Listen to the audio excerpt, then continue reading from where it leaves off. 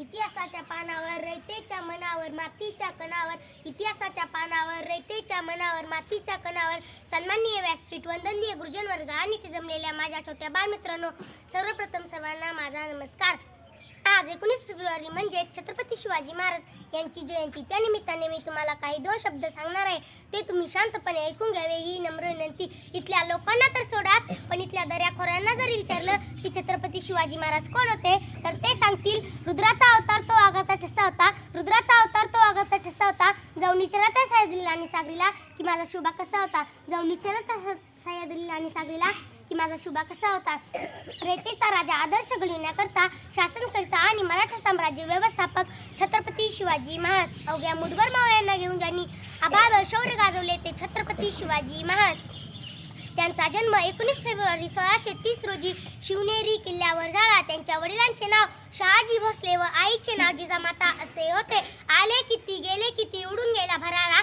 आले किती गेले किती उडून गेला भरारा. संपला नाही आणि संपणारही नाही माझ्या शुभाचा दरारा. संपलाही नाही आणि संपणारही नाही माझ्या शुभाचा दरारा.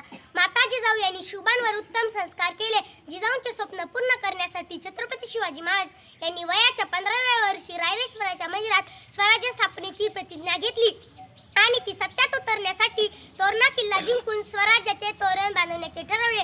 जो 65 किलोची तलवार चालवतो तो यशाजी. जो 2000 सैनिकांशी एकटा लढतो तो बाजी. जो 8 घंट्यात घोडा दिल्लीवरून पुण्यात नेतो तो संताजी. आणि जो शत्रूच्या झुंडात घुसून शत्रुश्वार करतो तो धनाजी.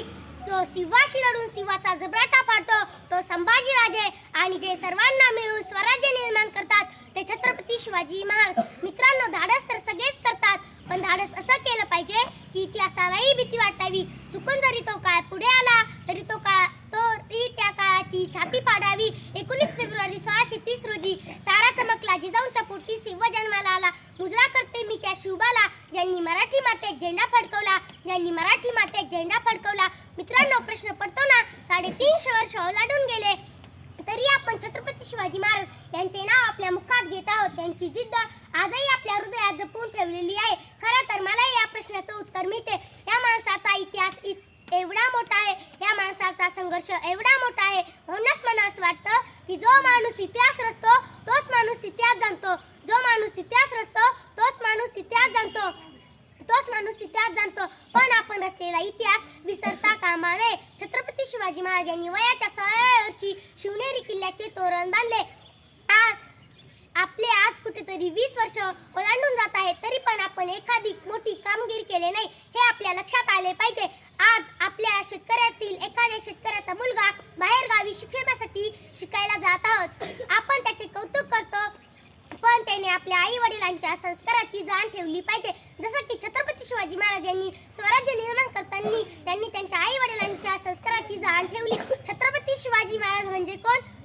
36 हत्तींचे बसणारे, त्रस्त मुघलांना करणारे, परत मागे न फिरणारे, तिन्ही जग जाणणारे, शिस्तप्रिय वाणिज्य तेज, जिजाऊंचे पुत्र, महाराष्ट्राची शान, हार न मानणारे, राज्याचे हितकारक चिंतक, जनतेचा राजा असे आहेत आमचे शुभाराजे. एवढे बोलून मी माझे भाषण संपवते. जय हिंद, जय भारत, जय भवानी, जय शिवराय.